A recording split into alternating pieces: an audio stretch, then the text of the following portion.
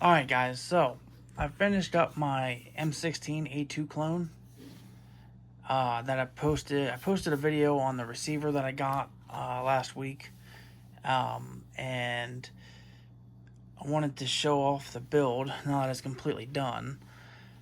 I decided to build one because I built this a few weeks ago, and at the time, Palmetto State Armory did not have their M16A2s out, and I didn't know exactly how long it was going to be until they came out with their M16A2s, and I didn't want to wait. So, because now I have all the M16s, I'll roll a picture in. I should say all the officially adopted M16s. I don't have any of the experimental stuff, like the XM16E1 or anything. But I have the M16A1, A2, A4, and the M4. So I figured we could go over this a little bit. As you may have seen or may not have seen, this is an actual Colt upper, and it's just the upper receiver here. The barrel, I'll take a picture and put it in, but there's no markings on the barrel. It's on the inside here. This is a Brownell's barrel. It's one of the retro series barrels, and this does not have the F mark front sight, so it is the correct front sight height.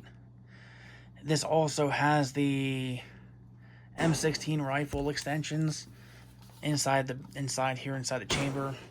So when I saw this barrel, I wasn't exactly sure what I was gonna do as far as the upper goes.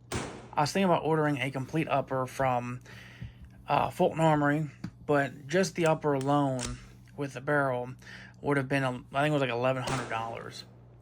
And I was like, that's too much. What I'm trying to do here, I was trying to originally build this for $800. So I decided I didn't want to go with Fulton Armory because of the price. So I was on just looking at M16, well, I guess I should say AR-15, 20-inch A2 profile barrels to just see what was out there. And everything that I found, they all had the F mark front sight post. They all had M4 feed ramps. And then I came across this barrel assembly from Brownell's on sale. I don't remember what I paid for it, but it was a really good price. And I was like, man, I'm gonna be able to build this thing super cheap. It's gonna be a decent barrel. Barrel is chrome lined, 1-in-7 twist, MP, HP tested, so it is, mil spec. Unbeknownst to me at the time, I thought I was going to be able to just order a new production A2 upper receiver, because there is another company, not just Nodex Bud, or I guess I should say H&R, making these A2 uppers. And you can get the stripped A2 uppers on Gunbroker stuff all the time for like $100. So I was like, all right, cool. So I got the barrel, and I was like, yeah, I really want the the rifle extensions, not M4 feed ramps. So I'm like, that'll be cool. Well, here, come find out that all the new production upper receivers here, the A2s, they all have M4 feed ramps. And I'm like, crap. You can't mate the barrel that has rifle extensions with a receiver that has M4 feed ramps. I don't think it'll work right. I could be wrong, but I'm pretty sure you're not supposed to do that. So I began looking for an upper receiver at this point, because I had ordered the barrel, gas tube, and I was like, not finding anything with not M4 feed ramps. So I finally came across, I found some older Colts. There's quite a few of those. And I found a couple, the Capco upper receivers, not the whole receiver, just the uppers. And I was like, well, might as well get a Colt upper receiver. I think that'll be cool. I've been pretty heavily into Colts lately. So I started looking at this one, and I ended up ordering it, but I ended up paying way too much for it. And when I got the upper receiver sent to me, I got it on Gunbroker, and I didn't realize on the ad, but this forward assist was a teardrop. Also, this dust cover, it was the dust cover was missing the C clip here, and the aperture here was loose. There's a little spring under there. In fact, you can kind of see the little spring. It's like an upside down spring. That was completely broke, so this just flopped around. This here was mushy. It still is mushy. It clicks in place and it locks in place, but it's very soft. It definitely needs a new detent and a spring. And this was loosey-goosey too. This would just flop around. That needed the new detent and spring. So I was quite pissed. Like I said, I spent a good amount of money on this, just the upper receiver by itself, because I wanted one that was complete. So I didn't have to screw with this assembly here. I was like, well, I'll just spend the extra money and get one complete, because there is some tools required to take this out. Well, here I get this. It's a complete mess.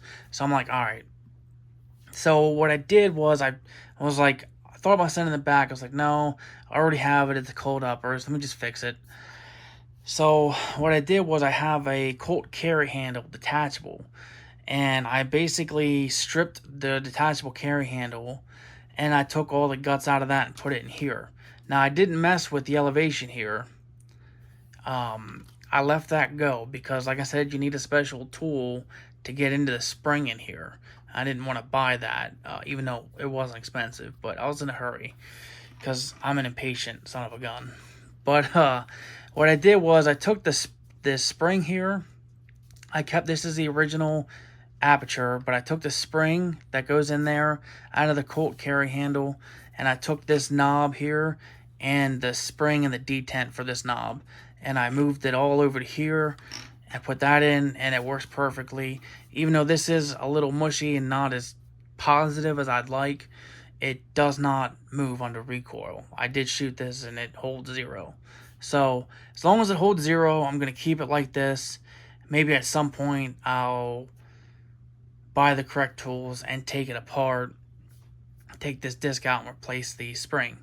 But for now, I'm not going to do that. So, yeah. And when I removed the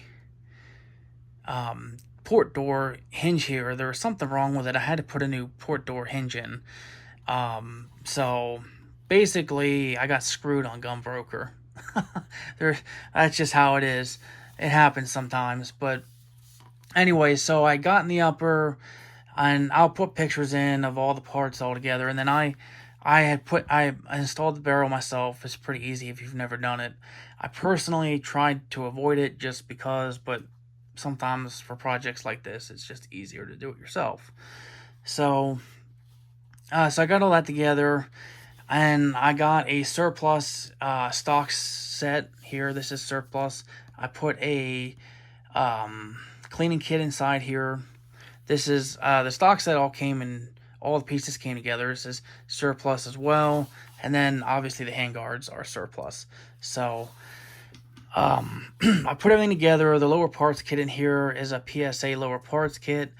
The only difference is this fire control group here is a Schmidt fire control group, because I was having issues with the hammer pin here walking on me just under dry firing.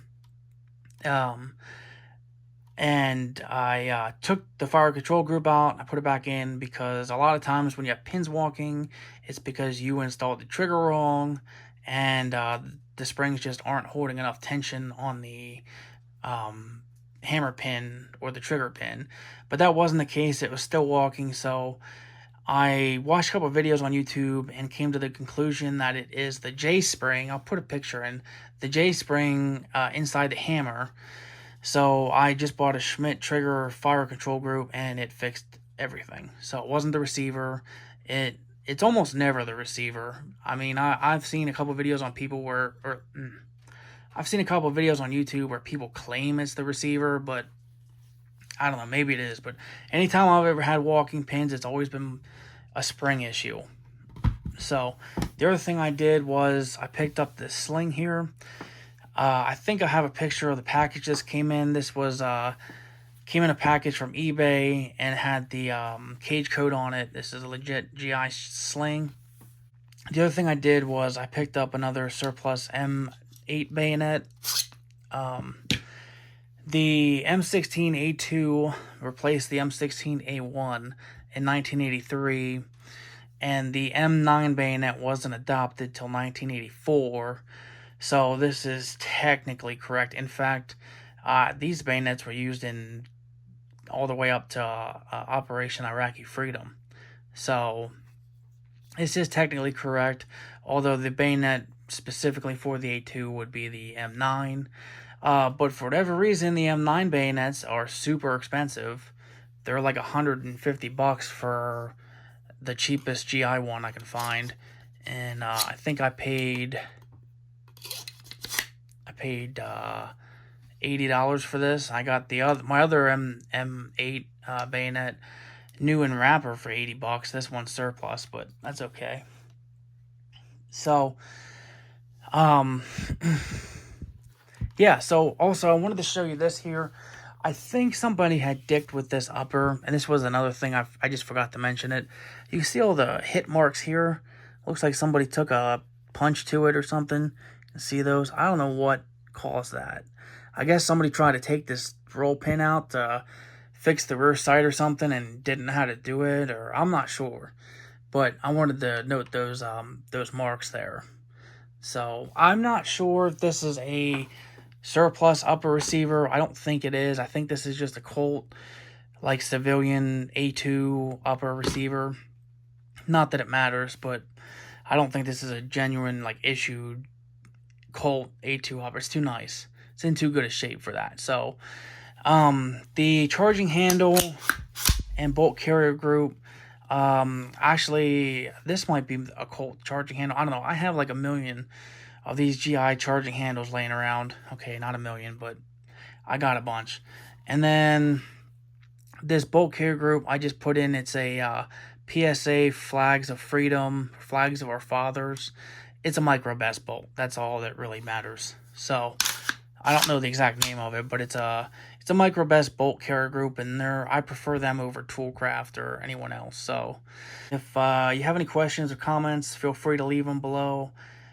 Give me a like and a sub if you're not subbed. Alright guys, have a good day. Thanks for watching.